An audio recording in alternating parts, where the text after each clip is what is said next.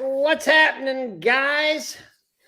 Hope everybody is doing well out there in spray wash land. We'll get a couple of people on here before we start yakking too much. Jeremy, how you doing tonight?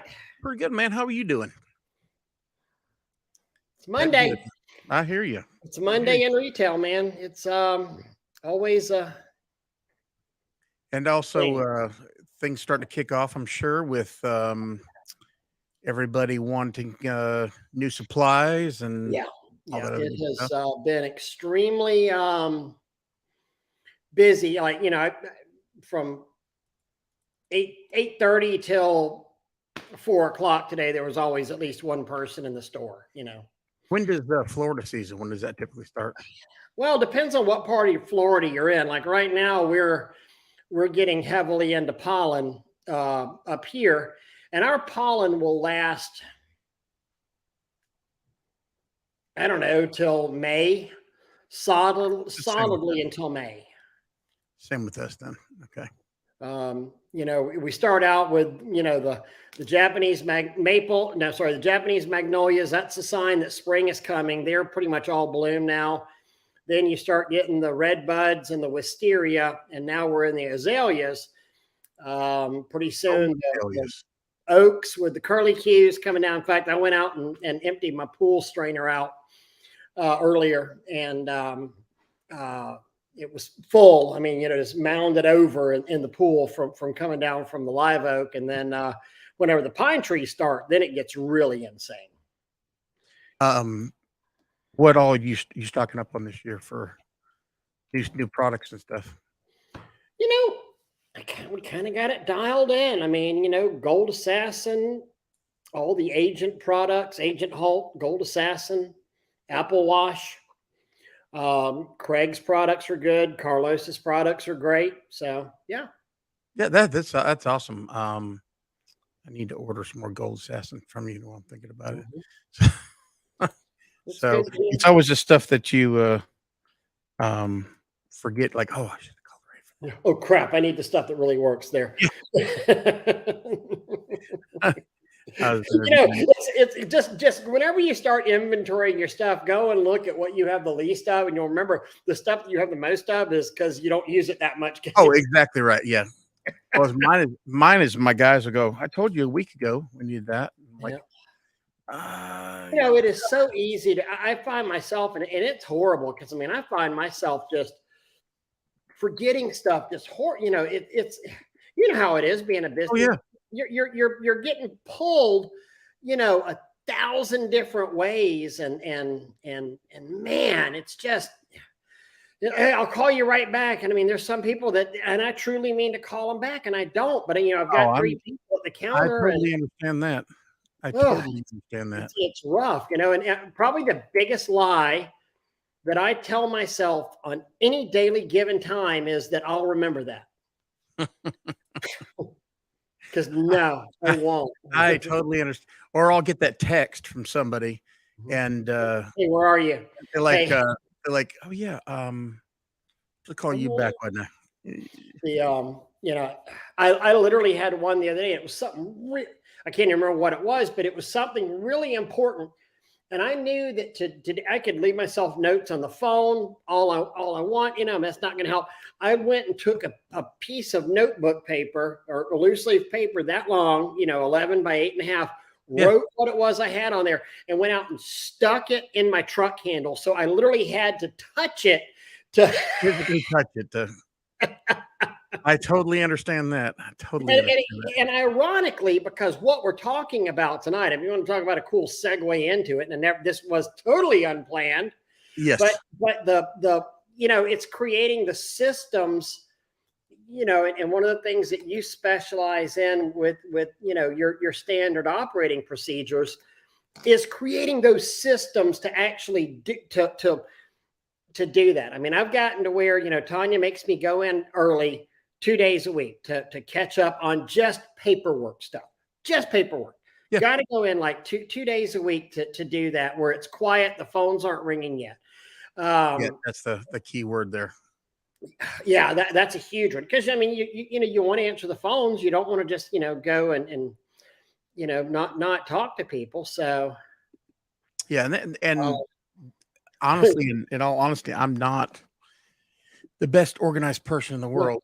Ask my wife. I well, don't want to be. and hence systems, Yeah. hence the Mm, SOPs, hence the doing things like that. And just coming off the heels of this conference in Orlando,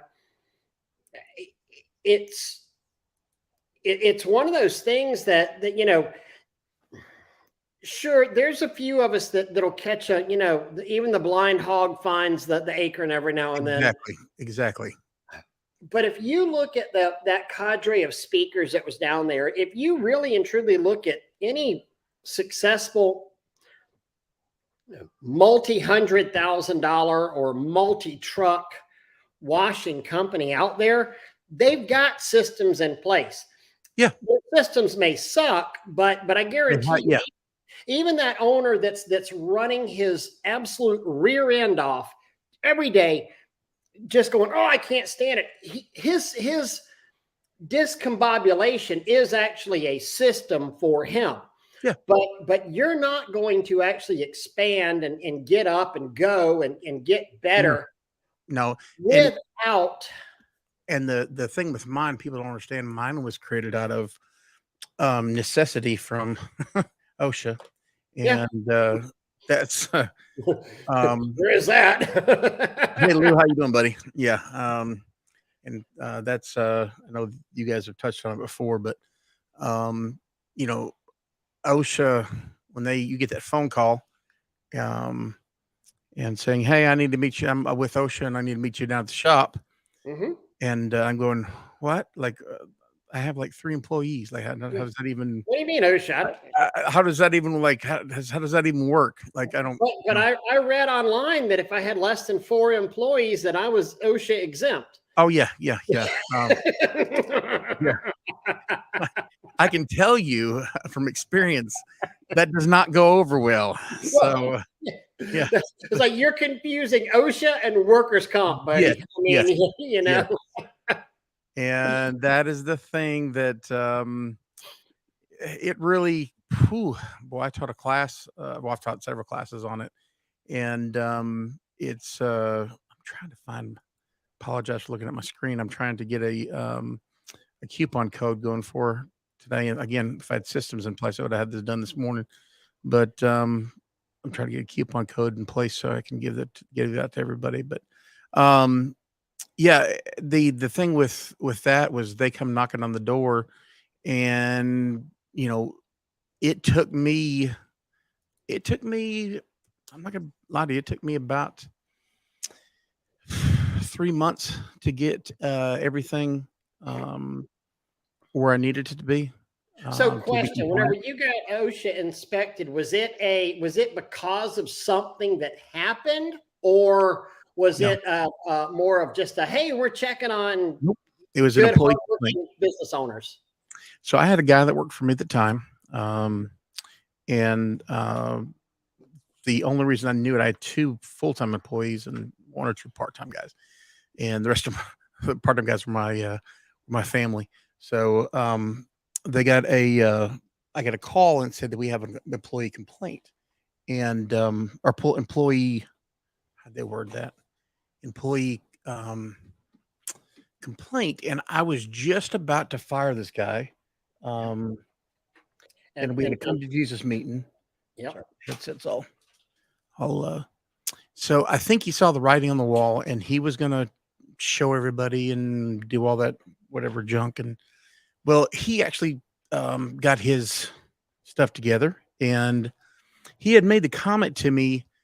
Um, and I'm probably Ray, you know me, and you know, Mhm. I'm easy to get along with him. He's like Yeah, me, you and me are kind of the can't get same. along with Jeremy. Uh, There's a yeah, problem with you. yeah. There's something there. Not, yeah, it's not Um, Jeremy. yeah, it's so I'm very easy to get along with him. I like to think of myself as a easygoing boss, and so I this guy had said something to me in the fact of his girlfriend had broke up with him, and so he said I called. She gets Social Security. I called the Social Security Administration, and something I really I'm sure I got her into a big mess, and kind of stuck in the back of my head, like, he's just vindictive. And so I get a knock at the Hold on one door. second. I love you, buddy. Hey, man, that He'll, key's he'll getting big. disappear. Good Say, grief. hey, How you doing, everybody. buddy? You are getting big. He is. Oh, that's horrible. So I'm sorry. So Social Security Administration. Yeah, so he said something about he called his girlfriend for Social Security something with her. I don't really remember. It was I kind of went in the back of my head, like, that's kind of vindictive. And so I just stuck it in the back of my head, and actually the guy was a pretty good employee. He turned out to be was doing pretty good. We were fixing to get rid of him, and it was probably about 3 months after our fixed to come to Jesus meeting, me fixing to fire him. That's when I get my call from OSHA, and the complaint was, how was the word? It was improper improper storage of caustic soda beads. And it was just like caustic soda. That's what we use, the term we use. Right. So then he said, yeah, it was an employee complaint, and I can't headhunt Not stuff like sodium that. hydroxide Yeah, or not. I don't. Yeah, it's sodium. And the funny part about it is I was compliant with that. That was the funny part about it, is I was compliant. And when OSHA comes in, OSHA comes in like, Yeah, they don't look at one. They don't no, look at one no, thing, do they? no. I was looking at 18 infractions, and now mind you, right at the time, I had it was enough that I could get my 1500 Silverado in straightway, and then this part over here, you could probably I couldn't even turn the truck around. Right. So it maybe like 600 square foot, maybe 400 square feet, probably. It was just something. Actually, we had a lot at the time, a locked lot that we kept all of our vehicles and everything in, and that was probably 15 minutes away from the shop. So Right. the guys were there at the shop maybe once a week, 10, 15 minutes at a time. And I got, man, he went through there and he hammered me. Spent 2 days there, in that 400 square foot shop. Yeah.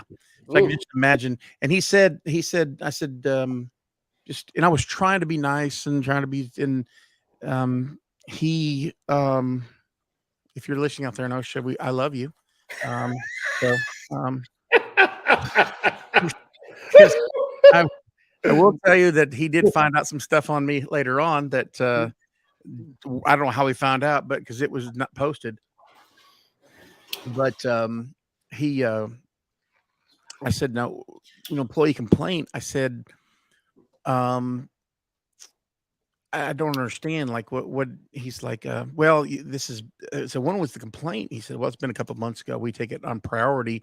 If somebody calls and it's, they're making them dangle off a roof, Right. Right. Yeah. that he said, we take it on priority. And so he went through my whole shop, did employee interviews. And the other guy was my best friend at the time. So I knew it wasn't him. Like, he literally would, do anything for me. Take a bullet for you. Right. Yeah. Yeah. It's just, it's kind of like, I know who this is. He's like, can't headhunt, can't fire him, can't do anything. And can't do anything to anybody.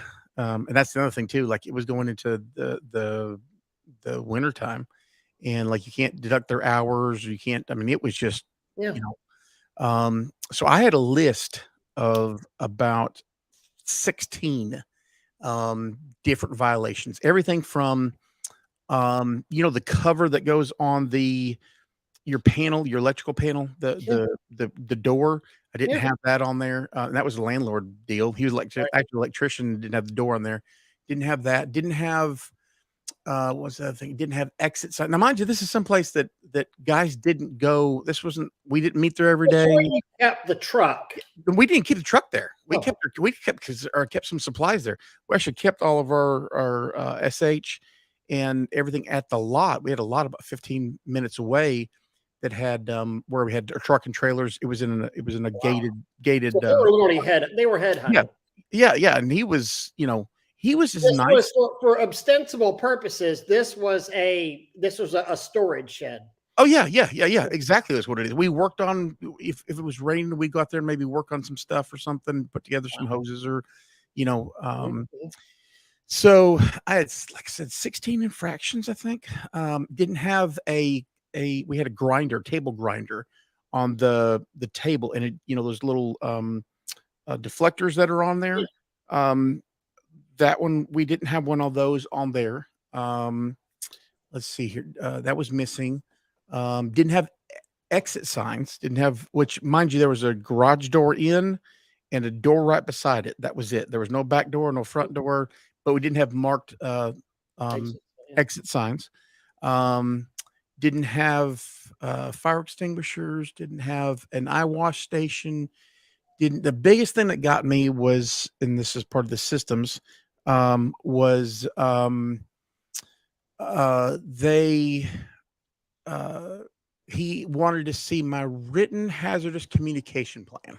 Plan. Yep. And I said, my what? Mhm. No clue what that is, sir. And I um just referred somebody to you recently on that because that was literally part of their bid package they were showing me. And they're like, we need a written what the heck is that? And I was like, well, we used to use Jeremy's. yeah. So what that is it's a simple three, I think mine's 3 pages, I think. Um but what it is, it involves my whole, in order to have that, you have to have in fact, I'll just pull it up real quick here. Um, written hazardous communication plan. Um, so, in order to have a written hazardous communication plan, you have to. It's about a bunch of big words. It implements who is your facilities coordinator Mhm. and administrating the hazmat communication program. Um, it so you have to have your SDS sheets in compliance with part of this. You have to have SDS sheets, and that's something else got busted for. Didn't have SDS sheets, and MSDS sheets is what they call them back then.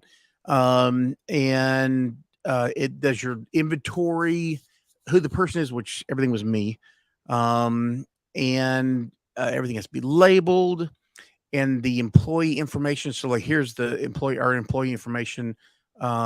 Section 7, all employees are provided training and information on hazardous chemicals in the work areas at the time of their initial assignment, whether a new hazard is introduced in the work area.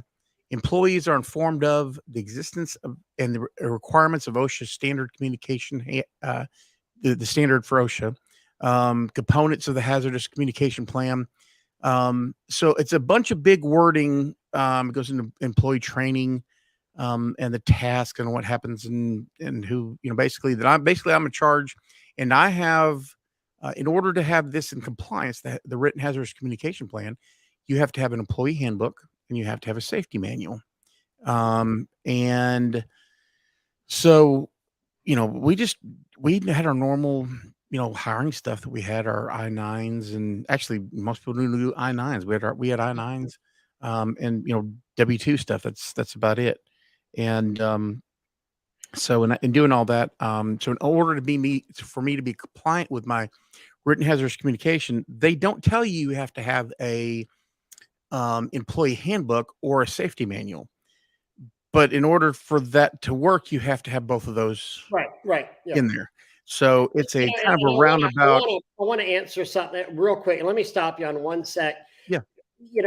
Sean Gross commented and said, "Hey, I had systems in place. They were called Tanya Burke," which is true in a lot of ways. And I'll never forget that our first thing, one of the reasons that where we got legal and we got real religious, real suddenly, we had an employee who said, my mom and our guys were paid, we were paying, 10, early on, second, third year Yeah. of existence, you're a 1099 employee. Okay. Yeah, sure. We'll, do that. Well, then all of a sudden came an overtime question. And so we would have our employees submit every 2 weeks.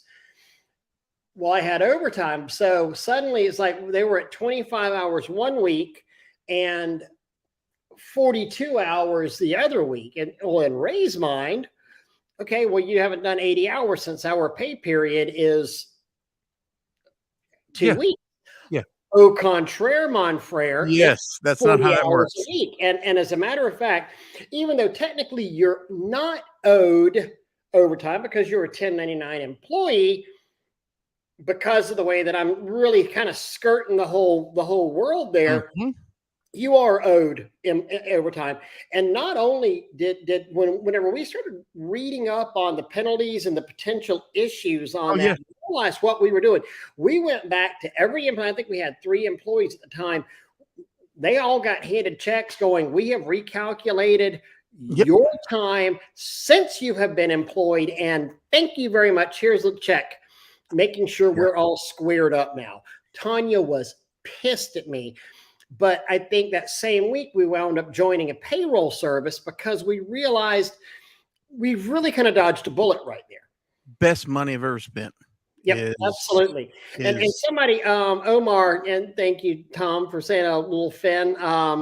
So good evening, gents. I know you guys just started. If you're taking questions, it's a bit off topic. Omar, feel free to toss your questions out there, and we'll get to it. As we get breaks in that conversation. Tommy's saying, hey, if OSHA comes, you better get your 55 gallons of Vaseline out because they fixing to stretch you out. yes, sir. It wasn't a marathon, it was a 5K, but that's basically like me running a marathon this weekend. Yeah, and Tommy's saying this again. Once a complaint has been filed, the giant has woken. Yes. We Yes. have a very good friend that was in PC and Panama City, and I'm Mhm. not going to mention any names, but you'll probably remember who it was. But he had a little painting crew. Was not even his main gig. I mean, they soft wash, pressure washed. They were out there painting a house, and the front porch was more than 6 foot off, and his painters were not strapped in, even though they were on. In his opinion, they did not need fall protection, and it wound up being a $12,000 fine for Yeah. his part-time service that he's literally doing it just to keep his guys busy in Yep. the winter time. Yep. um and he got whacked for it. Yeah. That is. And it wasn't even a complaint, it was a drive-by in a neighborhood. Oh, yeah. Yeah. Yeah. I've heard of guys finally found my after us talking 15 minutes. I finally found my coupons. Um. um. The I've heard of guys. Actually. If you remember. Uh. Chris Lamborghini's from window WCR. cleaning. Yeah, they got caught. Some guy was driving on an OSHA representative was driving onto an on ramp, and they were actually cleaning windows on a house. And the way their ladder was set up, they didn't have the the um, the ladder guards out, and so he come back. I think that cost him like $25,000, if I remember right. I'm going one, off the top one of of my my head. friends in California was set up, and according, obviously there's two sides to every story, but he said they were getting set up to do a gas station in Napa, and lady pulls right. He's like, we hadn't even started washing yet, according to him. Um, Lady comes by with another lady in the car, and it was an OSHA inspector that was off duty who told him, "Yeah, we've actually been out to dinner, and I saw you, here with the pressure washing, and you're not set." And wound up, I'm sorry, she wasn't OSHA, she was um, EPA, but he wound up getting a fine because he didn't have his stuff in place for water mitigation yet, Mhm. even though according to him he was just setting up. Yeah. But again, these people, and it doesn't matter if it's EPA or OSHA or whoever is a regulatory agency, it's not like these regulatory agencies um, take time off necessarily. You may think you're safe because you're working at X amount of time, but if somebody wants to do it, they don't care if they're on the clock or not. No, no, yeah, they they uh some of these guys get pretty It's like some of the other three-letter agencies. They just get a uh, kind of get a thrill. You have certain guys that are just get a thrill from doing uh, that kind of stuff. So, yeah, that was the case with us. Is he treated it like we were a had 500 employees, Yeah, and he it was funny. It was funny, not funny, but funny. Um, I figured out I could get his um reaction to why can't I the coupon code cannot be created for what now? Sorry. Um, that's weird. Uh, anyway, I couldn't get a straight answer out of. I can get a definite no, but I couldn't get a straight answer. right, So I kind of figured out the um he would tell me um I'd ask him, say, "Hey, can I do this?" Like, when he was there, I was asking him about exit signs. Well, get an exit sign put in a existing building. Back then we didn't. This is about 10 years ago. Back then, we didn't have the cheap stuff you can get off Amazon as frequent. You still had to yeah. get everything wired in. It was going to be You about had to 4. go Yeah, call the fire protection company, yeah, and they were going to yeah. call an electrician, and And so I asked him about. I found these glow. They take the reflection of the light and glow. And I was asking him some other stuff, and he'd say, "Definitely no," and then he'd say, "I've seen that done before." yeah, Okay. All right. And so an eye wash station. So I'm thinking to myself, I gotta go to Granger and go buy this yeah, $1,000 eye wash station, mhm, you know, to put in this thing that nobody's ever at. And so I asked him, I said, can we just have like a hose? Like does it have to, can I put a shower in? Can I put a shower overhead? right, And he's like, I see that done before. He's like, "Can they access their, eyes and flush everything out with it?" So, I j I hooked up, we put a sign that says "I wash station and shower," and we just left the garden hose there in the right over by a drain, and nice. it was fine with him. But Mhm, mhm. here's the thing with OSHA, people don't understand.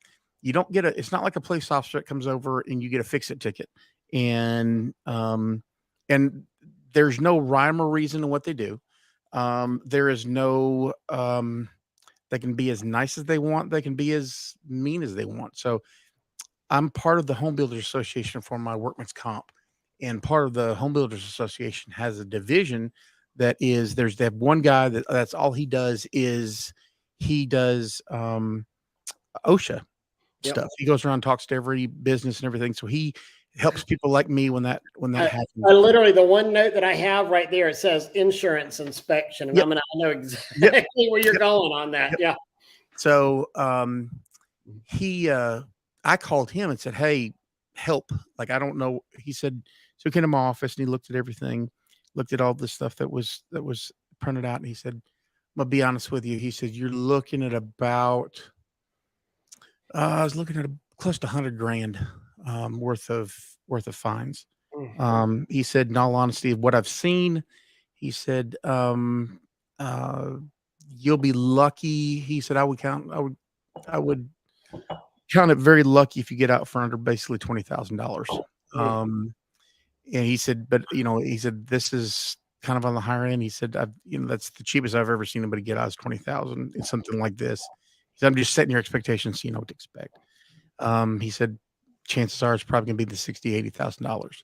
And I'm like, well, I can't, what am Great. I gonna do? Like I'm out of business now at this point. Um, and so I created this system out of necessity. And the reason I came about doing this is I literally I made these SDS booklets, and you've got I think you've got my Yeah. SDS Oh yeah. books. Oh yeah. Multiples. Yeah. Yeah. Mhm. Um, and when I put it together, I'm thinking to myself, okay, I'm just the train's going through my head. I was like, why do we not have anybody making these things? Yeah. Because to do it professionally, it took me to make it work it looks good. Yep. And I wasn't happy with it either. But and that's the reason why I actually started selling them, is because I wanted the tabs and the professional looking tabs in it. I wanted professional as can be. So when we made them, I made the first one just to be compliant.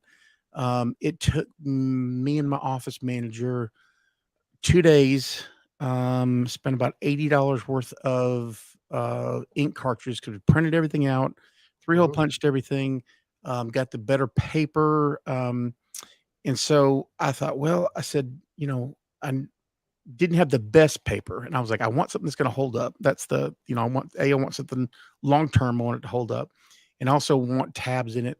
Um, the time we offer the digital, version with ours also, and that was one of the things that I asked him, I said, "Can we have just digital?"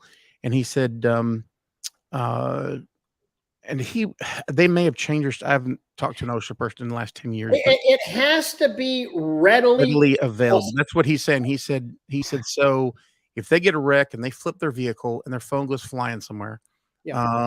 Is how that would readily it accessible? is that re does anybody know where that's at?" Like, Or if the they pull you over in a dead zone, yeah, is it yeah, readily yeah. accessible, Is it readily accessible? It basically is what his wording is. So And he also, and I want everybody out here to think about this. Probably what people don't realize more than anything in the world, and you're talking to a guy that's been through the penultimate problem with the business here, but once the toothpaste is squeezed out of that tube, you're not putting it back in, no. not without getting shit all over yourself. And, Mhm. and as you learn, whenever you get the stack of citations out there, yeah, you might be able to mitigate it. You might be able to sit there and get it reduced on there, but you're never not going to be an OSHA violator and not be listed as Jeremy Keifer major violator kind of guy. You're going to have Mhm. that. It will impact your insurance rates. It will impact everything about your professional life on there, doing things like that. So you're better off to go ahead and deal with it head on and just get it. Now, you have a wreck. I'll tell you what, you will get the call about where's your SDS sheet, Yeah, yeah. because the firefighters are going to want to see your SDS sheet to see what they're dealing with. So I had another instance. Let me finish up that because you and I are both the same thing. We chase rabbits, but don't let me forget about getting the whole fire department hazmat coming out to my other shop. So yeah, so um, when he called, so I was putting together all this stuff, and in my mind, I'm like, why does nobody having this stuff already in place? It took me um I wanna say it took me about 3 months of putting together this, getting different manuals, putting Right. stuff together, finding out legality of what my state does is different than everybody else's. Um, so it took me about 3 months, and in looking back, I was like, I would gladly pay somebody $2,000 to get this, Yeah. get this done. I'm like, this is just, and then it hit me. I was like, somebody asked me something like, "Can I get a copy of all that stuff?" And I'm like, he's like, "I'll buy it from you." And I'm like, and I never thought of it all. I just made it for us. And Right. I'm like, this is all in house. And I'm like, duh, I'm the person that went through all this stuff for here. I know exactly what I just did. And I said, yeah, I was like, "Let me think about it. Let me figure out what I need." And he was like, I need to buy one." He's like, you scared me half to death." So the thing that saved me, I did a thing in New Orleans. Were you there? I don't know if you were there at the time or not. Well, Were it you might there? have been when we first met. Yeah, say that was probably around the time we first met. But I did that. In fact, I was very secretive. I didn't allow Thad to put anything online Yeah. about it. I told everybody in the room, "Don't take pictures." At the time, I hadn't gotten fined, and, I was scared out of my mind. Um, there's about a 3-month, 4-month time frame, that you don't know your violations. It just come, like, he Yeah. calls you and says, "Hey, here, surprise." Um Merry Christmas. Merry Christmas, So, I went and did that, I think that was December, that was February, I did a class, in New Orleans, And I mean, I was panicking because I didn't want anybody else to know, but I was scared out of my mind. And I was like, hey, I don't want this happening to anybody else. Mhm. And so I really want to, Thad asked me he said, I really want you to teach this class. Right. And I was like, I really, I don't want OSHA to find out I taught this class. He's like, well, just tell what happened to you, tell your story, tell how you remedied it, what we can do to, he said, cause I'm scared. Uh, everybody was scared because everybody, they Yeah. all knew somebody now who got busted by OSHA. Cause everybody goes, it's not going to happen to me. And, I was one of those guys. That's only for Mhm. big companies. So I taught this class in OSHA, or I taught this class in New Orleans. And about 4 weeks later, now mind you, there was never anything put online. Right. Never anything leaked out that I saw on any of the forums. We had forums back then, and stuff on Facebook, but there was nothing out there that I knew of that I taught the class. And he told me, he said, hey, he said, I found out, he said that you so he called me and told me that my fine was. My fine was, I want to say it was like $3,500. It was something dumb. Like I was going like 3,500 for which infraction? Like, I'm like, because it was $10,000 per infraction. That's what it was. It Right. was up to $10,000. So I was looking at $130,000. And again, this was 10 years ago when I've slept since then. He was thinking it'd be about 80. The best the guy's ever seen was like 20,000. So he's like, don't expect 20,000, expect 80,000. So he said, hey, I found out that you taught the class in New Orleans. And this is before he just told me the amount. He said, I found out, and I'm like, my heart dropped. I'm like, Oh God. Oh God. I'm Yeah. like, dude, like, he said, I heard you taught a class, I know you're a national instructor. And he's like, I heard you taught a class on OSHA. And I was like, I'm just quiet because I couldn't breathe. Mhm. And, like somebody just sucker punched me. And I was like, yes, sir. And he said, I wanted you to know that went a long way with us. Um, he said, I'm and I'm thinking to myself, long way is good or bad. I'm like, I don't know. Like, like, how good, I don't know. He said that, um, you have learned from the errors of what you did, and you're helping other people, um, you know, be educated. He said, I heard it was an education, deal. And I don't know who he talked to. I don't know how he found, don't want to know how he Right. found out. Well, they're Um, OSHA. yeah, they're OSHA. I'm like, I don't know That's if out. he's listening to my phone. I don't know what, but anyway, he was like, that went a long way with us. That you educated other contractors of, how to be more compliant Right. and how to be more. And so I called and told the guy that was with our home builder association. I said, I got my fine. He's like, how much was it? And I said, you're not going to believe it. He said, was it worse than what I said it was? And I said, $3,500. And it was quiet. And I said, you there? I've And never he's heard like, of a fine that he's like, low. $3,500, like that's your payment a month? Like, is that your fine? Like, I don't understand. Well, no, that's the total fine, was $3,500. And he's like, you've got to be kidding me. He's like, they sending you paperwork? And I was like, yeah. He said he's mailed me stuff, but I'm like, um, he said, um, he said $3,500. That's insane. Like that is like just insane. And Like the fines start at 35, well, 2,500, for the yeah, yeah. So he said his biggest thing was with him was the SDS sheets, and I had some form of SDS sheets there. I didn't have a book, but I right. had some form there, and I was trying to pull some stuff offline on my phone, but but the biggest thing, I didn't have my written hazardous communication plan. And so like I said, it took me about 3 months, dedicated 3 months of putting it all together, and having my SDS sheets. And so And go um ahead and drop that link in the comments as well. And I know yeah, I'm a lot of comments behind. And I want to tell a story real quick and take a sidebar here. I'm assuming this might be Gene O'Neill, but back in the restaurant, everybody can read this, but yeah, and it's not just OSHA we have to worry about. It is the labor board. It is, taxes. It is all of these different agencies that actually could have jurisdiction over us. Chris made the comment of how many times did I deal with OSHA, that our main gigs were big several times. I mean, we've actually gotten inspected on jobs. I will never forget my first time that I still have my crew leader call me and go, hey, they're doing a hotel. I wasn't at the job yet. And he's like, OSHA's here. I was like, what do you mean OSHA's here? And he's like, I was like, are you getting inspected? He's like, no, this is the weirdest thing. He said, the guy came up, showed me his credentials and said, we're with OSHA. And he goes, I just wanted to tell you, we're staying here at this Holiday Inn. And you guys are really on point. We've been watching you work while we're having breakfast in here. And I just appreciate it that you guys are so on point.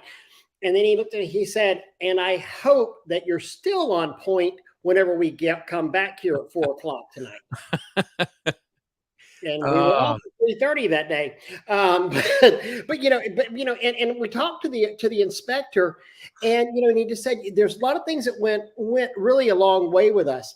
You took your employee took his harness, because we had a lift on that job, and he went and laid that harness over the basket and the lanyard, like, so you could not get into that basket without first taking the harness and moving that.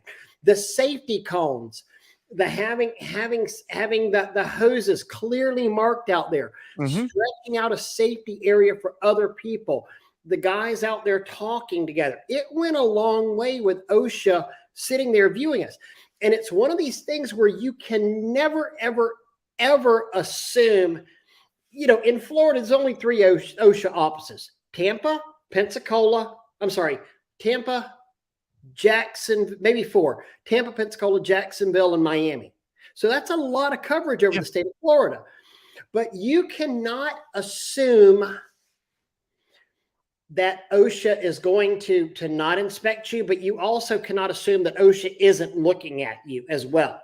And if you're ever working around a major construction project, you can bet that, like my hospital, they put on a massive addition, and I used to tell my guys, go ahead and assume that OSHA is here watching you, because I guarantee you they're inspecting those 300 laborers right there next door that are building on the addition of the wing. And it's real easy for them to go ahead and say, oh, look, there's some guys pressure washing over there. Let's go check on them. Yeah. They, I just realized that I could see comments in here. I can't post any comments. I don't know how I can't post any. Just go over to if you can see on the side, the left-hand gutter, should be the comments. And then the far left-hand gutter, there's some private chat over there. If you want to send me in the private chat, if you see that. Yep, I see that right there. So question, Omar, I hope you're still here, and it's been a while since you asked a question. You live in Arizona, want to start pressure washing. I'm having a hard time finding answer about how to wash houses in the desert. And you're right, you don't have any biological growth out there. You're going to use basically EBC is a fantastic. Carlos's EBC is a fantastic. It's a very mild degreaser. Agent Clean's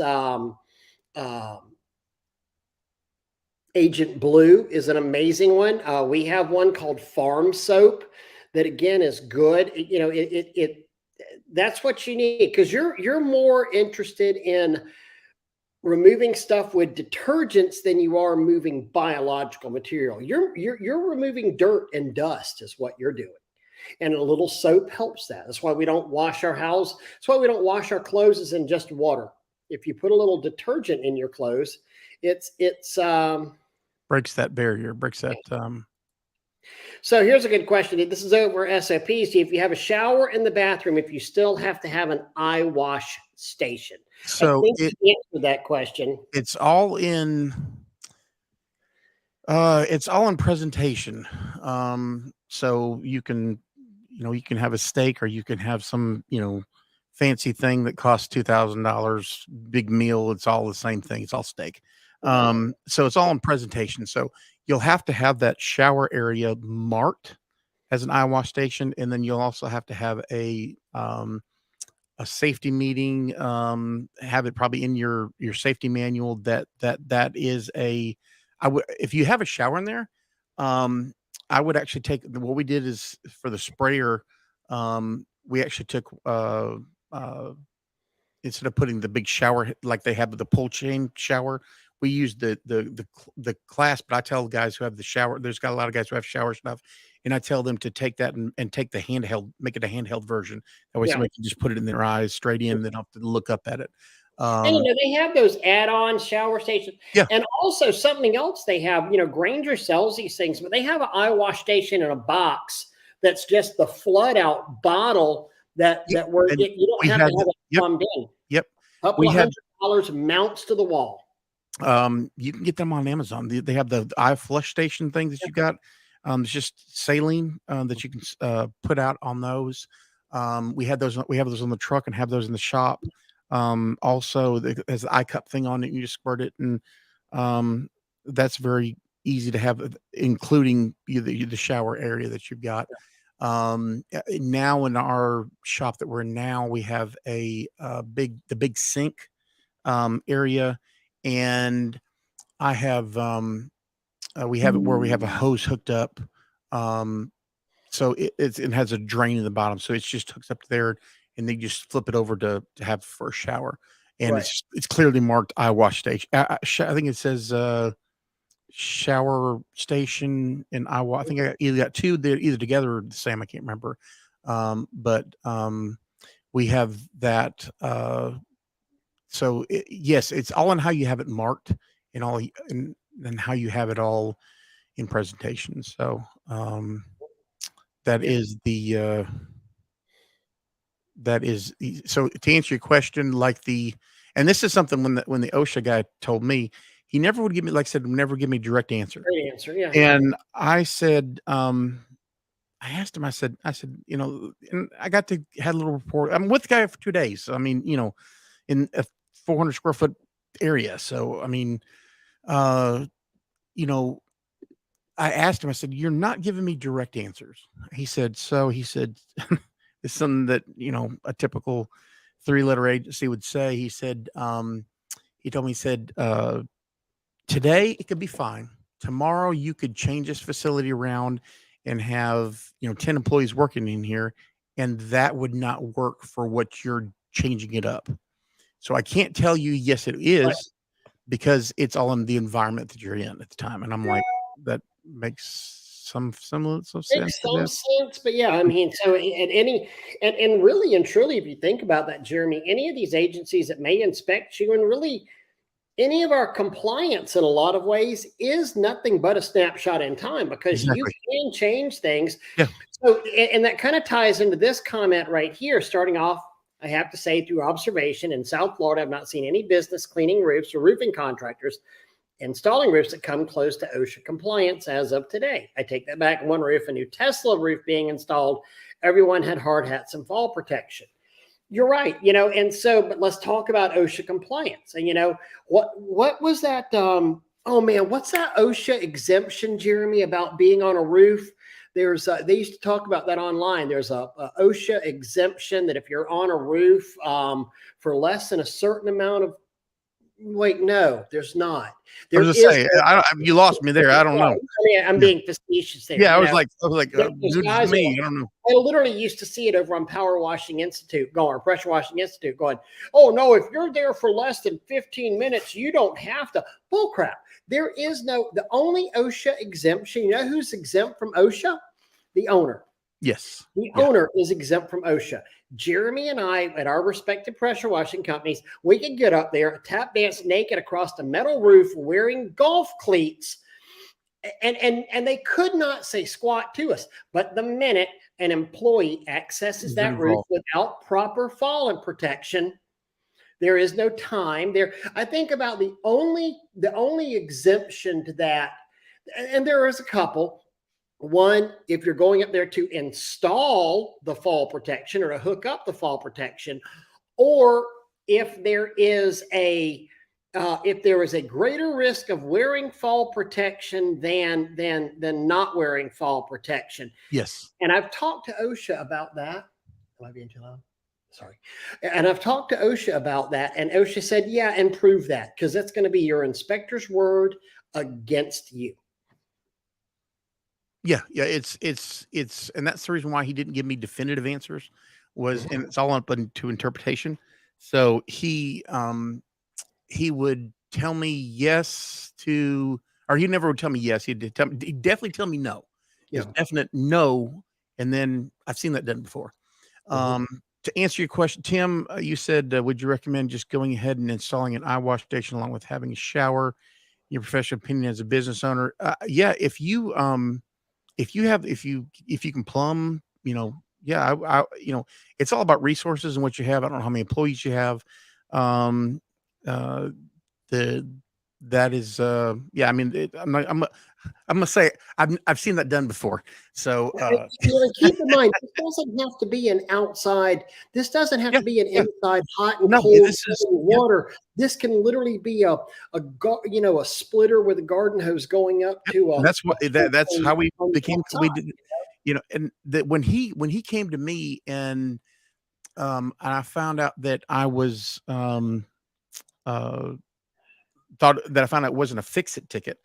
He said he'd come back and check on a few things.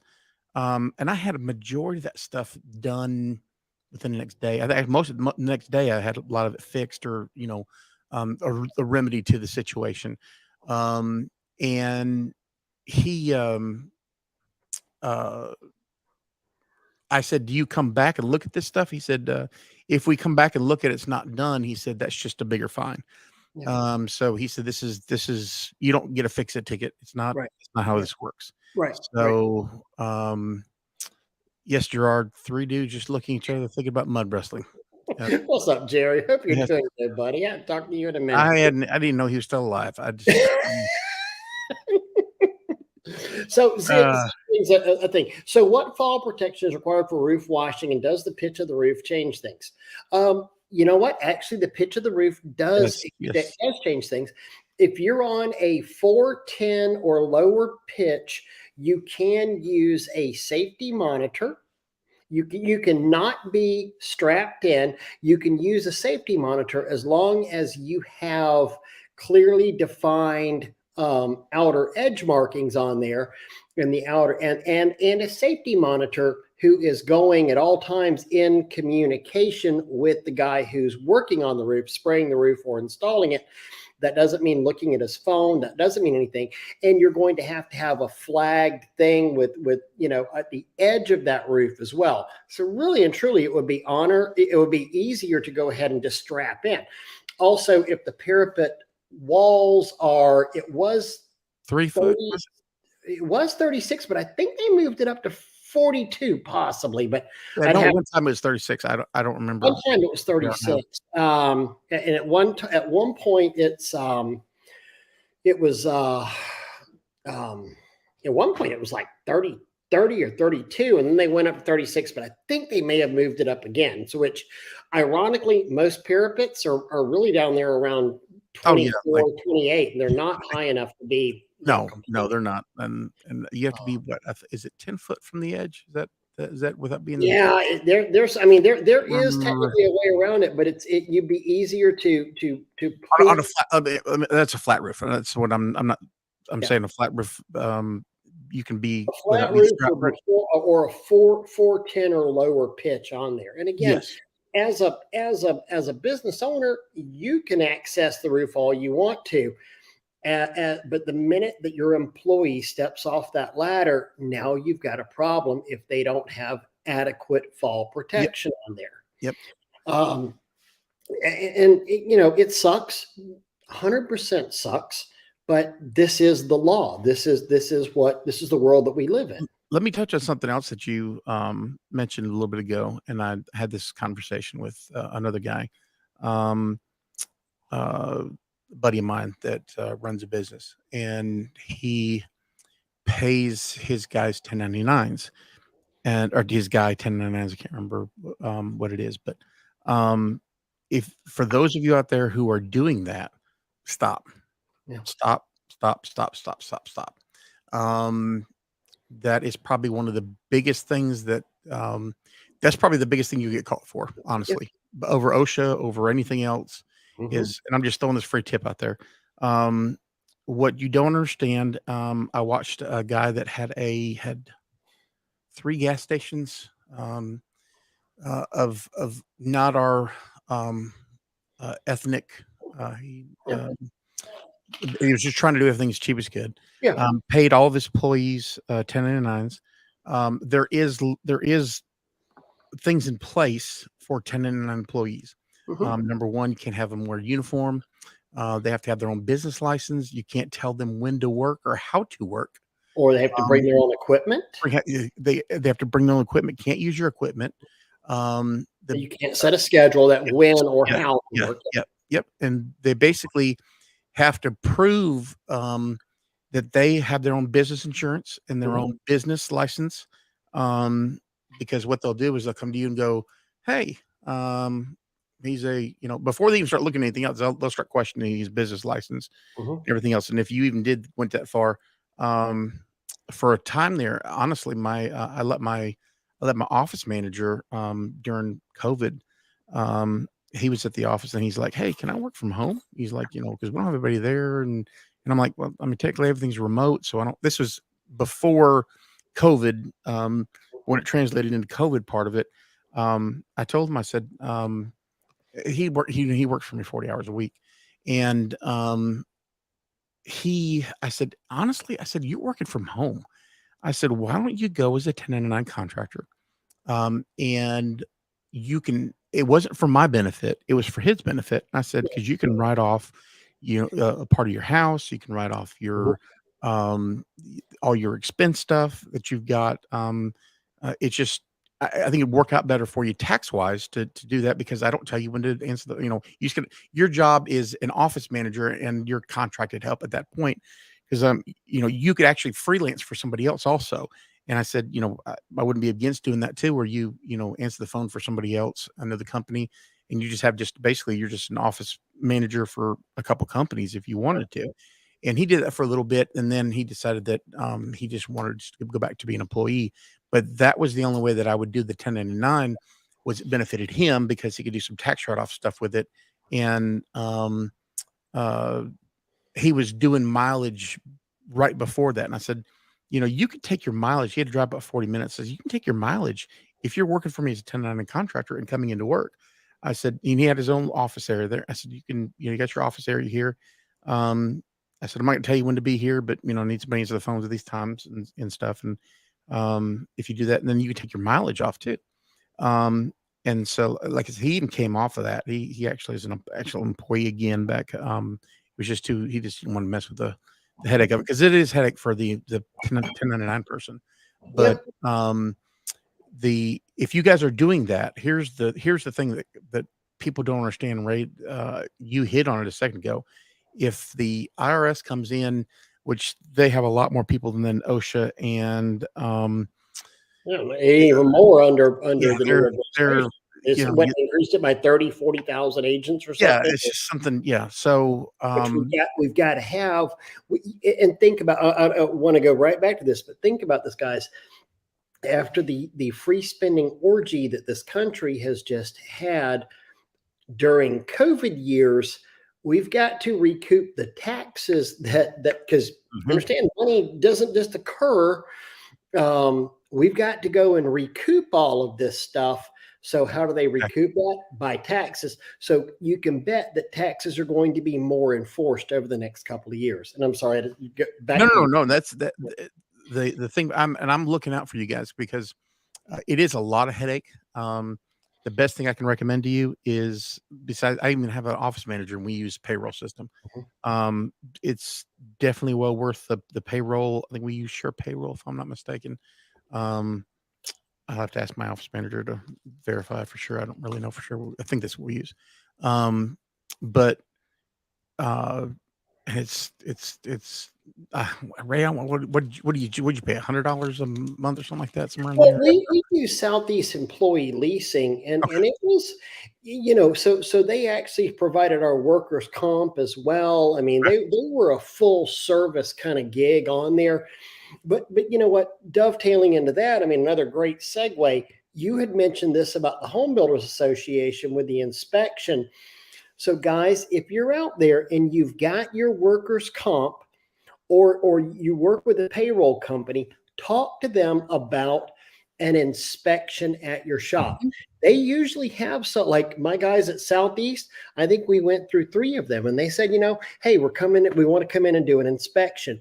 And it's not an adversarial inspection. It's an inspection where they're going to try to cover their own butts. Mhm. And by covering their own butts, they're asking you to cover your own butts as Exactly. well. And so Southeast would, who again was my payroll company and my workers' comp company. They did both on there. But they would literally come in and say, okay, let's go check everything out. Let me see what your fall protection systems look like. Let's check your vehicle inspection reports. Let's check your SDS manuals. Let's see how you're storing your chemicals. And this guy, he basically acted like In OSHA. OSHA inspector, Yeah. but without the power of fining me for anything. Oh, yeah. And that's the not. Yeah. So I asked the OSHA guy, and I'm sure there's companies out there that do it now, but he gave me the name of a company. It was pretty expensive. Actually, what it is they'll come out and they sold product. It's like eye wash stations and stuff like that. They'll come out and do a free audit, but you got to buy your stuff from them. And it was stupid expensive for their stuff. But I'm sure there's companies out there that'll come in and do an audit for you for a nominal fee to make sure you're OSHA compliant. And if you're, like I said, if you're part of the Home Builders Association, I know they'll come in and do it. At least where I'm at, they will. But I think let me get back to that one thing then before I forget it. The second time I had the SDS sheets saved my rear So end. yeah, if the fire department has that. Yes. Yeah. So I get a phone call. So I've as we've grown, we got bigger shops. I got out of that shop, the 400 square foot shop, and I was in Big Cotton. I was into a 900 square foot shop. Hey, And moving up to the east side, now we have like 3,000 square double feet. the, No, double the size. we have 3,000 just shop space now, and I still need more room. But it was we were in there, and it was a strip mall, and we had the back section. What they did is they had office space in front, and they had the back of it was shop space. Mhm. And somebody had leased out the front section. I think it was the owner's kid that did some kind of band thing, and they did band practice in that front section. Uh, I guess it's nice when your dad owns the strip mall, and that's what you have for Mhm. typically it would be $2,000 for that rental place, and he just has it just for band. So he had the back section available, so I rented that. So I get a phone call. My guys are all we were off. It was typically our Mondays is a off day for a lot of my guys, because they'll do some stuff maybe during the weekend or something like that, and we'll catch up, play catch up. And typically Mondays are off days.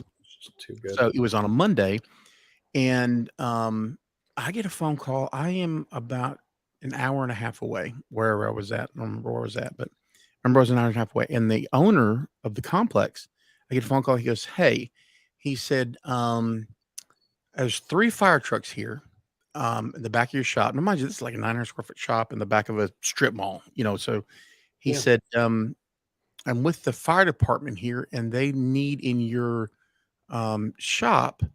Um, you have a chemical coming out of your shop, and if they don't, they're gonna have to break down the door." That's the reason they got a hold of me. He was on site, and he said, "Can I let him in the place?" I'm like, "Yeah, I mean, don't knock down the door, but he wouldn't let him knock down the door. He said, I'm letting you." I don't know if he even asked. He just said, Right. "Can the fire department?" It's not can I, it's I Yeah, am yeah, yeah, it's going like, "I'm to. going to," I think it's more like what it was. And, so, um, the neighbors had complained about a smell, in the section. They just didn't like it there, which I don't blame them. I probably wouldn't like this area either. The neighbors complained about a smell because they took their space and made it all office space. Right. And so what had happened, unbeknownst to me, I didn't know, but, we had, our service truck we had the tanks, our 18-gallon tanks mounted on the top of them with a cage over top of it, for our fuel. We had a diesel one and a gas one. And, the gas going to our hot water burner, it, it sprung a leak in the diesel, and it was full. So of course it was full at the time. So 18 gallons comes out of the bottom of our truck and slopes down to the back of the door. Now, mind you, this was, like I said, 800 square foot, and we parked the door, just pulling in straight in, so it was right to the back. Well, all this diesel fuel was coming out. I didn't know what it was, and I didn't know. They said he thinks it's diesel, but not sure. And so he said, "I hear somebody. Is that the owner on the phone?" And he said, "Yeah." He said, "I'm Captain so and so with Huntsville Fire Department." He said, "We're fixing to get hazmat out here." He said, "Do you have any documentation of your chemicals that are in here?" I said, "Actually, I do." I said, "There's an SDS book on the wall mounted in an SDS bracket thing for SDS books." And he said, "Well, we're fixing to call hazmat." He said, "I'm going to go through this, see if we can figure it out." But I think he was, and I know a lot of you guys are firefighters, so I'm going to get I'm in law enforcement, so I'm gonna get my jab in. I think he got mad because he had to come out of his recliner, I'm pretty sure, but he, he said, "I'm fixed to call hazmat, and you're looking at a minimum of $25,000 bill for hazmat coming out. Do this hazmat cleanup because we don't know what it is, and people are getting sick from it and stuff like that." And I'm like, "I'm on my way." Like, I don't. Yeah. So I get there, 3 fire trucks and hazmat just pulling up. And I'm hearing, so I am just flying as best I could get there. And he said, "Okay." He said, "I got your SDS book here." And he said, "Call me when you get to the shop." And I'm expecting fire trucks, and I made it like some record time. It was crazy. And I pull up there, and there's nobody there, like literally not a single soul there. Like no fire trucks, no fire department, no, Yeah. nothing. Just my door's locked back again. And I'm like, "Wait, what? I missed a meeting." So I'm looking at a $25,000 fine, and now, evidently everything's fine. And I can smell the diesel fuel, and went inside, figured out what it was. And so I called the captain back, and I said, "Hey," I said, "what do I need to do?" And he's like, "Oh," he said, "just clean up the diesel fuel." And he said, "We saw what was leaking out of it." And he said, "We knew you had diesel fuel in your SDS manual, so we knew what it was because you were compliant with that. And so instead of us having to clean it up, we it, on the scale, their hazardous scale, it didn't rectify having hazmat clean it since they knew what it was, and they could, it was in my booklet. They just said clean it up, so I didn't get a fine, I didn't get anything. Just my neighbors being mad at me because diesel fuel leaked out. But Well, you bring up something really important. I mean, back in my spray wash days, I mean, I've had multiple times where we've had both diesel and gas fuel lines just all of a sudden a pinhole appears in a thing, or a tear appears in a fuel line out there, and you walk into the office, and there's fuel on the floor. yeah, It's a lot fumier than it is. Or if somebody doesn't cap something back, or I've had holes appear in SH lines, running 4 trucks. It happens. Crap happens on this thing, and this is part of your hazard plan, your hazard communication plan. And what do we do in case of a problem? And do we have and having those documents there. exactly. I will never forget. So we had our shop was next to a auto mechanic shop, and there was he at later got arrested for drugs and gun charges. My office manager was just absolutely convinced that he was cooking meth over there. They take that very, very seriously, and it was this funny, not funny, where she called, Leon County Sheriff's Department, and they wind up sending, fire department out there to go inspect his building on there. Turns out, and my, unfortunately, my neighbor later actually went to jail for guns and drug charges, but the smell that she was smelling was literally from our own office, and we had a leaky 100-gallon tank and it went up under the wall and got into the carpet of the conference room. Nobody had been into the conference room for a few days and started mildewing the carpet. Smelled like straight up cat piss. I mean, it was Yeah, the yeah, weirdest freaking thing. yeah. And she's like, well, I smell this cat urine smell, and they said that's what meth, that's exactly what meth smells like. And then we traced it back. I was like, well, the carpet's kind of wet in here, and it was like, oh my god! But the conference door got opened that it hadn't been into in about 3 days or something, and that's where the smell was coming from. But the smell police are a real thing, and it yeah, can yeah, and that's what problems. that's for that one. And he did ask me if I had a written hazard communication plan. He said, "Who is your?" I said, "Me." I'm it. And so he said, "So you're going to take care of this?" And I said, "Yeah." And that was the last I heard of him. I think I still have a picture. I still have a picture of the how diesel fuel when it gets on asphalt, makes a big black area, and I have a big picture of where our tire marks of going in and out of it, and I got a picture of it somewhere. Yeah. But Rich brings up, hold on one sec, Jeremy. Had a friend, his employee wrecked his truck and dumped about 50 gallons of SH. Turned out the employee had just had his license suspended a few weeks prior. EPA got involved, huge fines and cleanup. Insurance did nothing because he was on a suspended license. This is part of your SOPs right there. Yep. You literally should be checking whoever's driving your trucks monthly. You should be checking to make sure they have valid licenses, because that's part of that covenant between your insurance company and you, is that only licensed legal drivers are going to be operating your vehicles. And if you have one, an unregistered vehicle, or two, an unlicensed driver, insurance does not necessarily have to pay if there's ever an incident in those things. Somebody's going to pay, but it's not. Oh, yeah. Insurance. Yeah. Ozzy just brought up, one of my buddies texted me, and he asked me, he said, if there was the code, because I forgot to put the code up there. On the SDS manuals, if there is, let's see here, SWA SDS, so SWA SDS, you get $25 off the SDS manuals, and SWA 2023. So our manuals right now were $500. This is the best deal we've ever offered on them, and this will be valid for next probably 24 hours probably. Cool. I'm getting $100 off of those on this right here. SWA SDS and SWA 2023. And I mean, I'll tell you what, guys, if whether you're looking to expand or not, this is the kind of documentation you freaking need in your company. If you're the single owner operator, or you've got, the one or two guys, one of the things about yours, Jeremy, you've got it for how many states are you compliant in on your stuff? So I tell my guys, I told the guys when they get it, take about 4 or 5 hours, go through and look at the safety manual. The safety manual is pretty much statewide or federal. And federal is federal, but some states may have some different laws. So and they may have some extra stuff. And I tell people, hey, listen, I don't know all this stuff, and I'm not gonna. It's impossible for me to keep up with 50 states for what is valid, what isn't.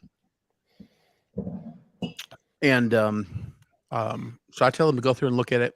The employee handbook is, for the most part, but one of the biggest things you have to do is, if you're an at-will state, for your hiring, where Alabama's an at-will state. So about the only places that that gets a little dicey in there is kind of like your city ordinances, or your county ordinances, if you live in a big county in your state, but they may have some extra stuff that's not in there. And just make sure that you're I don't have anything in there for water mitigation for drains, because that is ever evolving, and I don't want to put something in there that's going to change. That's going to change. And so here's the other thing too, that part of your safety, what OSHA requires you to have safety meetings, document. And If I can say anything at all if you remember anything, I tell my wife all the time that 2 is 1 and 1 is none. That's one of the things. That's where you call Ray. So 2 is 1 and 1 is none. So it never fails the time that you're going to go out there to do a job out, an hour away. That's when the one ball valve that you had, or the one whatever you had, is going to break. So carry a backup for a backup. Your booster pump dies. That's why you have an X-jet, and that's why you have a downstreamer whenever your X-jet cracks. It's just Newton's law. I don't know how it works that way. You could literally work literally next to your building, and something's going to crap out. Something never is going to break. That's just how it is. It's always going to be something that's got to rush for. But 2 is 1, 1 is none. I'm sure that's an Army motto or something. I don't know, where it's somebody's motto from somewhere. And the other thing is, if it's not written down, it didn't happen. That's right.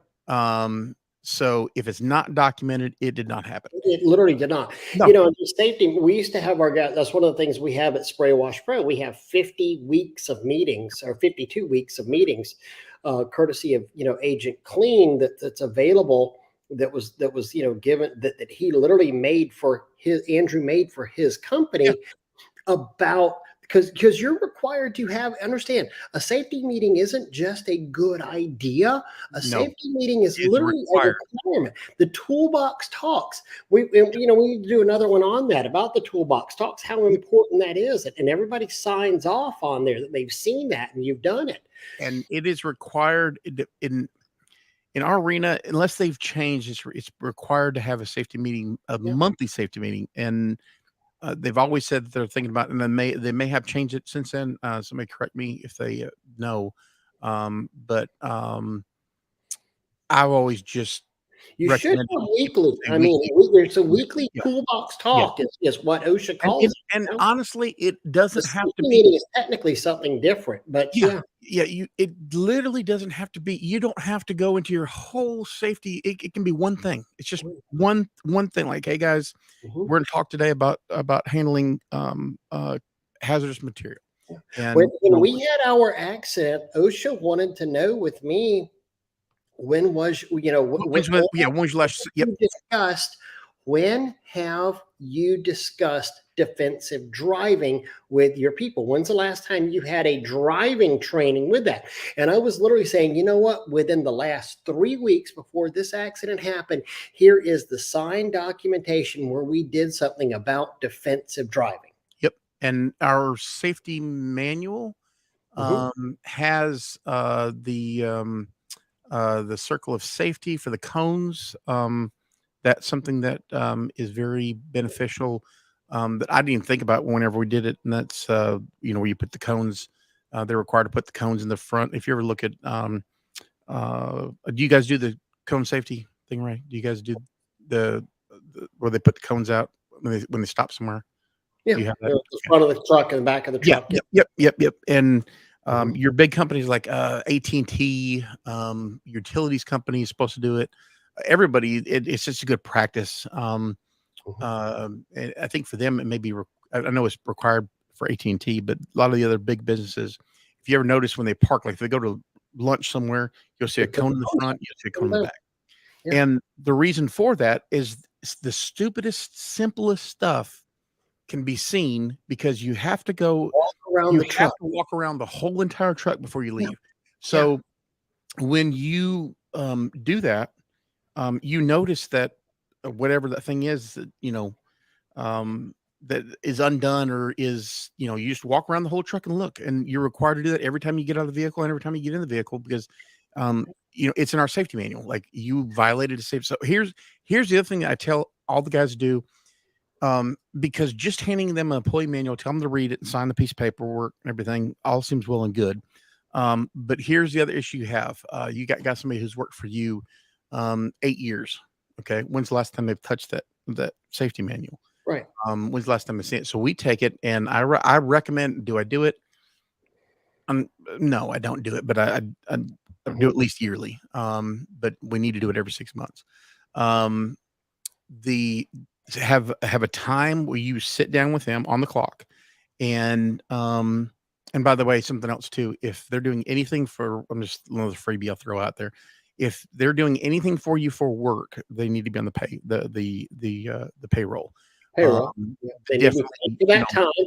yeah, And like you said earlier, it needs to be documented. If yep, it's not documented, it doesn't happen. If yep. you're having a meeting, you need to it needs to Everybody has to say sign off on it this that is they a were there. Yep, fateful yep, meeting regarding this. This is a policy meeting regarding this yep, on March 6th and attendees. yep. And Everybody, I have put the sheets in there. yeah. You can have it for, like I said, it's monthly. It go in the manual. It even goes over topics and ladder safety and just give you some ideas. But Lighter safety is an easy. Andrew's thing is amazing. It's Oh, you should be doing lighter safety like every 3 months with your guys. You yeah, know. yeah.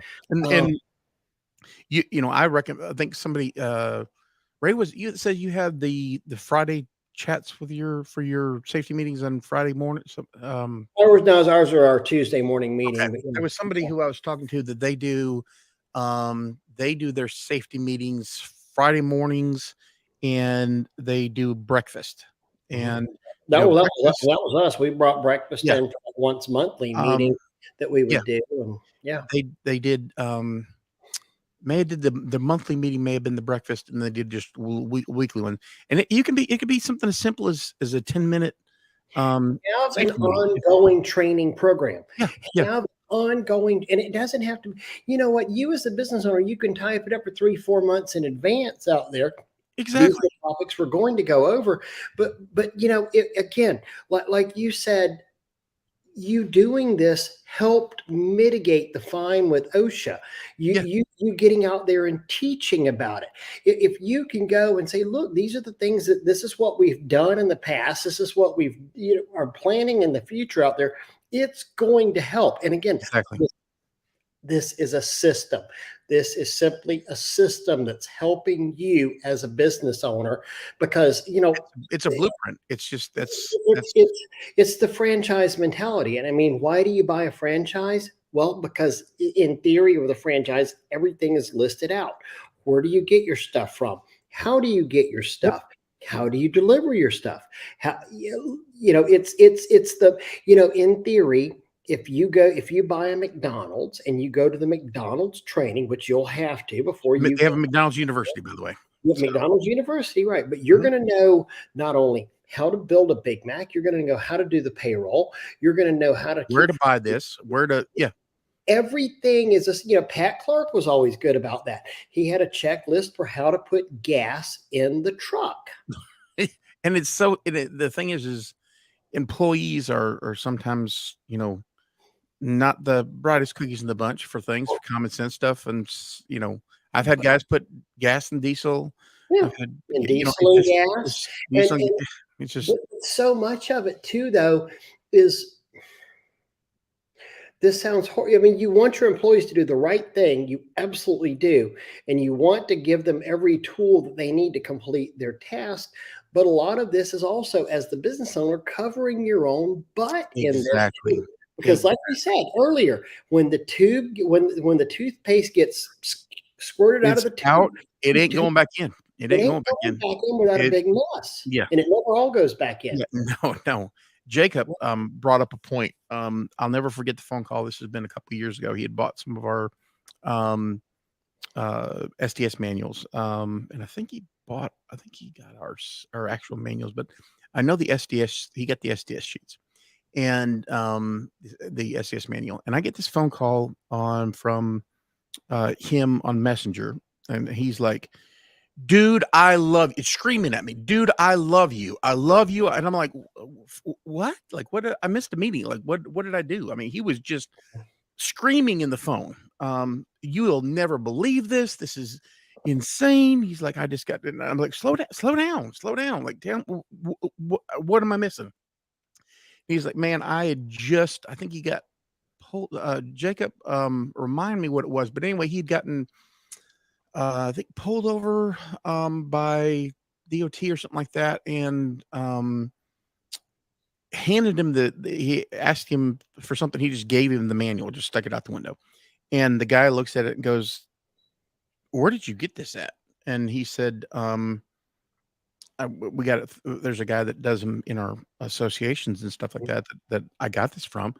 And he's like, you know, uh, he was like, the guy that looks at it, and he goes, Mhm. yeah, okay. Hey, have a good day. Yep. And Jacob's looking like, what? Like, Mhm. what? Like, I don't, and you know, the guy didn't do anything. I may have just checked a few things. I don't remember, but I remember him screaming on the phone to me, like, you just saved my bacon. Just, you know, Mhm. he said, this just literally, and it's not anything that I've got, um, it's, I don't like reinventing the wheel. I always like to look Yeah. at something and how I can help with the wheel, make it better. Yeah. And so, Ain't um, gotta reinvent it. Let's just no, change the yeah, steering stuff and and I'm slide. not in, honestly, guys, I'm not in the thing of this. I'm not in it to make. I'm There's no way I could make a living off of So these. you So, got a SDS for dihydrogen monoxide in there? if we ever start using it, um, yeah, yes, we do not. We do not, because that's water. Is it not? Is it what is it? Is it water or air? I can't remember Water, what. yeah, dihydrogen Yeah, monoxide. yeah, yeah. I was say Yeah. we don't have. It's the only thing you're not required to have by OSHA. But some guys But put them you in know, there. you are actually required to have those tanks marked Yes. potable or non-potable water Yep. on there. Yep. That's kind of the Yep. funny thing. But you know, this is it though. And you think about silly things, but you mentioned, you know, you had the SDS for diesel and you had the Yeah. SDS for gasoline. How many guys don't ever do that? Oh, I'm literally. I would look. I was looking at $25,000. Yeah, but you need if you do you have gas If I on a didn't have it. vehicle? Yeah, Yeah. you need an Yeah. SDS for If you gasoline. have, you're required by OSHA, if it's anything but water, and even you can have an SDS sheet like brace it for water. Um, if the and here's the other thing too.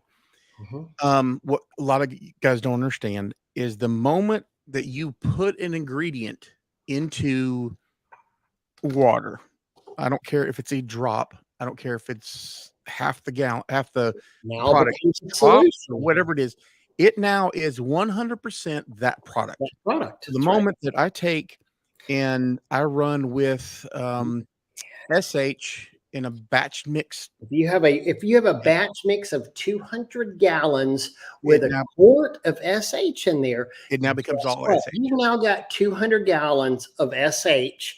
It And by the 200 ga way, you need a hazmat endorsement to Yeah. carry that much on Yep. there. Yep. Now, here's the good news, and they're practically speaking, they're not going to go and test the strength of No, your they're you no, have. They don't do that. But that's the good news. But the bad news is if you've got 200 gallons, if you've got 100 gallons of anything on there that you can't prove is not water, you Yep. got a problem. Yeah, yeah, and that's what, that's where the proportion reducer was a game changer, Yeah. especially for this, where you carried, because technically, um, anything over, is it 50? No, no, it's a hundred. It's It's a hundred. interesting. About 460 pounds. I had Yeah, Scott um, Henderschlott, the guy from the DOT. I can't. I literally it's can't. under, it's under 255-gallon drums. Yeah. It's just, I Right think here, it's, this guy it's like right here. 110 Scott gallons. from the DOT Yes, compliance. I literally yes. in my wallet. I mean, that's how important Yep. that guy is to me. What was it? Uh, 100? Is it 110 gallons of SH? Is uh, Technically, but then you also have the materials of trade, which Yes. really kind of limit you to only 8 gallons or eight gallon thing. I mean, it Yes. gets very, very Yeah, yeah, confusing and very but risky out there. here's the thing. I mean, even Scott, I asked Scott, I said, I want to tell this to my members at Spray Wash Academy. Yeah, I need to know yeah, this. And Scott literally called me, amazing guy. He called me back like 2, 3 days after the PWNA conference, and he says, kind of depends, Ray. yeah. It's up to interpretation. It's It really is. A lot of this is depending on the interpretation of the officer that stops you. Yep, And we're like 30 minutes into it. I want to share a story because we got to start wrapping up here too soon. I will never forget one of the first time, I think it may have been the first time you and I met in I know it was the first time you and I were on a panel together. Okay. Okay. Now this is going back to New Orleans, Whew, huge it's been a while ago. convention, Yeah. and you're sitting there.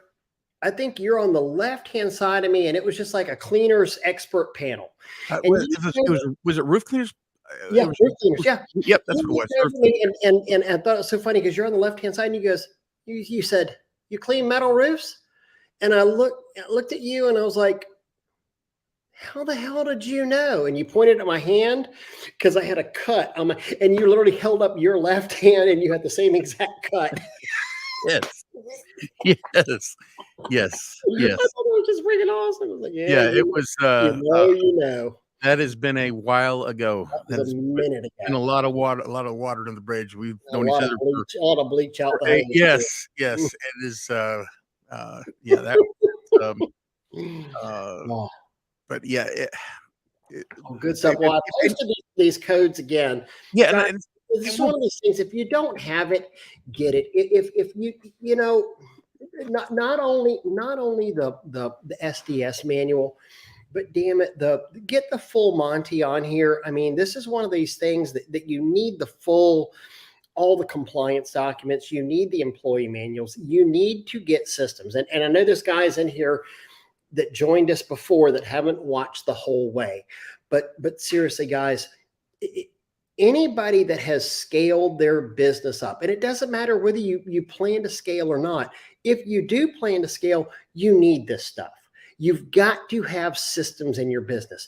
One of the best things about systems is having manuals, having it written down, having written, like I said, literally, I had somebody come in and they said this bid is asking for a written hazard communication plan. It says that I have to have that and I have to submit it with my bid. I said, I've always used Jeremy's. That's the one that I used.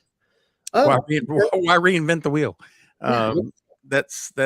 And I love hearing, probably the thing more so than my manuals. I get guys that tell me all the time, like, "Hey, I try to put something together Yeah. and, you know, um, Mhm. it's nowhere near like this." And in all honesty, it's not anything that I particularly just because if I'd have done it, I'd have done it halfway.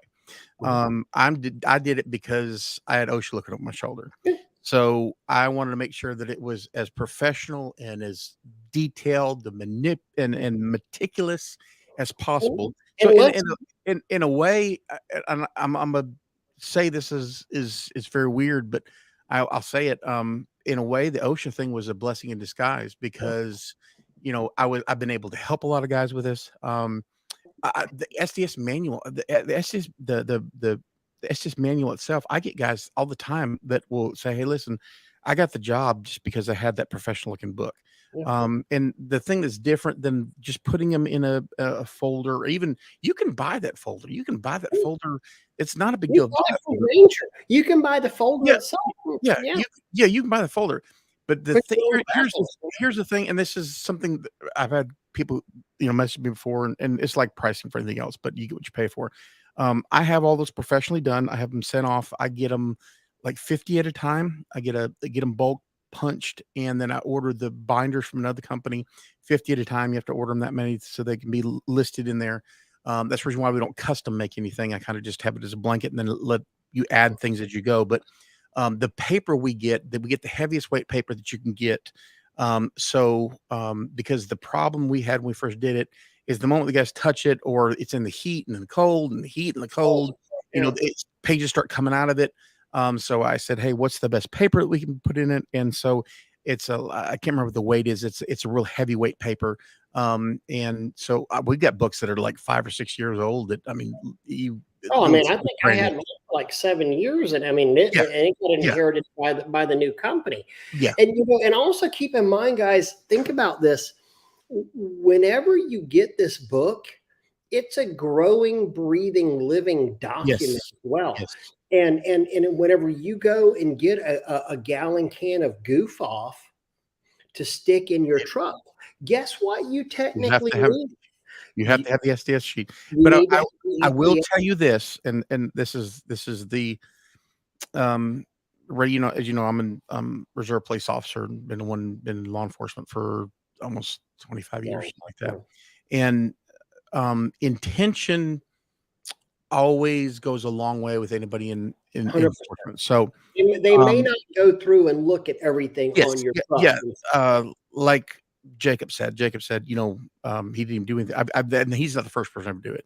I've had people before that, is it Florida that's real bad if you get stopped by DOT? I can't remember. It was one of the states, Pennsylvania or something like that. And, but, the, the, they go through and do like I mean, it's just a crazy inspection. Several guys have done it before. And one of the guys messaged me and said, "Hey, listen, I probably had the fastest inspection that's ever been done. It was like 10 minutes." And he just kind of just glanced over everything and looked at 2 or 3, like, "Hey, point me to the SDS. Just want to look at it. What am I looking at with this?" And basically kind of asking him. And he was just, "Hey, this is marked SH, or whatever's way he had it marked on his tanks." And he said, "What's right here? This one right here, this tab right here." He looked about 2 or 3 different things, and he's like, "Here." He goes, "I'm not doing this." He gives his book back, and he said, "Have a great day." He said, "I wish half of the people I stopped were even half of the way you are." Um, so he didn't even look at the stuff. I've had guys tell me before with the books that had a good buddy of mine. He called me and said, "Hey, I just got in this facility." It was a GE facility that he was doing work for, or going to put a bid in, I think. And they go through your whole rig before you even go in the place. And he threw his SDS sheet or SDS manual up on top of the thing, preparing for the guy to come in there.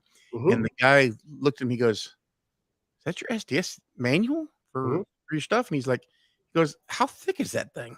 And he goes, "Well, if you got that much stuff," he said, "I don't need to go through it." And he like went through, and he planned on 2 hours, Yeah. being there 2 hours for this guy to go through and start picking through his, Our stuff. airport, Yeah. you give them that Oh, yeah. book, yeah, you're good. Thank you. Yeah. And it's all Mhm. about the intent of what Yeah. you're trying to do. And like Ray said, it's a living, breathing, manual, SDS book. Okay. So, SDS sheets for chemicals. yeah, You're doing Russ, you're better off to have it and not need it than need it and not have it on there. You're not going to get penalized for having stuff that's Yes. not on your Correct. work truck in there. Correct. Yeah, you can have a whole library of SDS stuff. I recommend the guys have a digital version, and also recommend, so you're required to have, they're required to be in every shop that you're in. Yeah. Um, so wherever chemicals are stored, they're required to be there. They're required to be on a truck, a vehicle. Every vehicle is required to have one. And any location that uh, employees don't have access to a truck, or like if you have a storage facility, a temporary storage thing, there needs to be SDS in that, because you're having chemicals that are there, transport and stuff like that. So anytime that you're with a chemical, needs to be within, arm's reach or whatever, or, within truck's reach or whatever. Just not saying, "Hey, I got one at the truck." And Um, Dan, it definitely needs to be one in your shop. yeah, One needs to be sitting in your shop. And in fact, where I never even realized that, I went to, and this I think about the time that I got one from you, Jeremy, but I started got in real good with the state of Florida. And I was going around to all these facility managers, and I kept on noticing a yellow and black folder sitting literally with a chain. It yep, yep, was they, chained yep, to the guy's desk. yep, And I kept on noticing this in multiple facility managers for the state of Florida. And it was one of them, I was like, "Dude, what is that?" I was pretty tight with him. He's like, "You don't have one?" I was like, yeah. Yeah, but just not like all that fancy and stuff." He's like, "Well, yeah, we keep all our SDSs in there. I'm sure yeah, I got that." And I think like the next day I got mine from you. Um, yeah, And you should. Granger sells the The sleeve and The yeah. the thing that you put it on the wall, it's got the rack, Mhm, and then you also can put the thing on the binder on a chain, and mhm, that's, I think actually that's a factory thing, if I'm not mistaken. They're mhm. required to have them chained down in factories for some reason, I don't remember And, why. and if you're like, so we used to have them in all of our trucks, and we literally, Tanya would make them, and it would be a blue folder with a spray wash sticker logo on there. Tim, to answer your question, but we had the spray wash sticker on the front of it, and then hand printed SDS manual. I would go to your manual, pull it out for SH. I'd pull it out for Agent Blue. I'd pull it out for, everything that we had, we knew we had on that truck that may not be, but and it was like a 10, 12 thing that, and it would sit in the driver's door. Cause I mean, that's another important thing too. Yeah. It's got to be readily accessible technically to the driver, and, Yep. and it's got to be in there. But you said well, obviously you're law enforcement, your law enforcement experience, whenever you think about it like this, you pull somebody over, and whenever it's yes, sir, officer. I have my insurance and registration right over here. By the way, officer, I'm reaching into my glove compartment. By the way, there may be a loaded 9mm handgun in there. I'm just letting you know that before I open this up and you see that gun, but I am going to reach over here and get this. The preparation has so much to do. Your attitude and your Exactly. preparation has so much to do with any interaction with a governmental or law enforcement type agency out Oh, there. yeah, very, very much so. It has a lot to do with it. Yeah, yeah. You know, if you don't believe me, next time you have an interaction, tell somebody to, go do something, Yeah. go fly a kite, So, and then, yeah. or, be Go, nice. I can go guarantee you, I fornicate, know that's go how it's gonna. fornicate with their own selves, that kind of thing, and see how that works out for you there, bud. Rocket made his own SDS, then ordered a binder from Amazon, serve you well. Then you got Jeremy's and stuff that you'd Yeah, never even think about. that's my buddy, Ozzy. He's a great Yeah. guy. And you think about this though, that yeah, and Michael, you're right. Respect goes a huge way on there. And but there is sometimes you get that guy he's just and No, honestly, OSHA's one of those things that, you it get a doesn't matter hard, how you nice, they got don't a care hard how. on for it, Yeah. Dan, to answer your question, oh no, I'm sorry, Tim. Um, the logo you can add to, I don't know if it's for the manuals or if it's for the SDS. The SDS, you can put your sticker on there if you want to. If you're asking, Manuals, you can put your own logo on yes, it. the manuals, they're all in Word documents, and that's what I tell guys. They're like, hey, Editable word. please look at edit them. And the manuals are living and breathing also. Like you said with the SDS sheets, the manuals are living and breathing. I don't know if I got my point across before, but I would have my guys go through and at minimum once a year, ideally even quarterly, but every 6 months is a great time to sit and read their employee manual and their employee manual and their safety manual, and have any question time if they got questions for it, and then have them sign off that they read it. Because 8 years from now, when you have that employee that's been there with you 8 years, he's got 16 signatures that he's read this manual. Yeah. So when something were to happen and you go, brother, I don't know what to tell you, that's as a business owner, I've done everything in my power to be able to have that to where it needs to be, because I've got 16 signatures and he just failed to, comply with what he was supposed to do. And then now that's on him because I have a paper trail of 16 times he's read this thing. And, because of an employee stupidity of doing something, it's more on the burden of the person because you've done everything, versus just giving an employee manual and a safety manual when they first start. And then 8 years later, they don't have any clue what was in there. They don't remember that. Dan's So asking how much, and Dan, I honestly don't know how much they are now, but I know that Jeremy has very graciously given us a discount code right there. I just showed it for the SDS sheet. yeah, Dan, Yes, the and then also, manuals are $150, so you get $25 off that. And that was the SWA SDS for that one. And then the manuals are normally normally $500, and I'm giving $100 off of that with the SWA 2023. And that's I'll put that up there for 24 hours on that. So that's actually, very kind of you. We I'm appreciate fixing that. to go through that. That's on my to-do list to go through there and see if there's some stuff that I can update, and see if there's some more things I do. And what I'll do is if you guys get that, anybody who gets that will will forward that new information to you guys also. So, and that does come with the digital version that you also have. That I always make the digital version an app on the guys' phones. So, like you can make your iPhone and Android, both of them can have you can make any website, you can make it basically an app button. Right. And so I get everybody's phone out, and I have them make an SDS button And for downloaded to the yes, phone, not to go to the web and get yeah, it. yeah. So this is the digital version, and you get that free with and that's unlimited usages on those. Yeah, and that's part of just the systems, man. I Yeah, mean, and systems. That's it's what we talked about last week with Dave Yesden. We're talking this week. I mean, this again, anybody that wants to grow and go on this, hell, even if you're just happy doing what you want to do, what you do, being your own guy, if you ever eventually want to scale back, get off the truck and hire somebody, you have to have systems out there, you know? I've been off the truck now for 7 years, probably Mhm.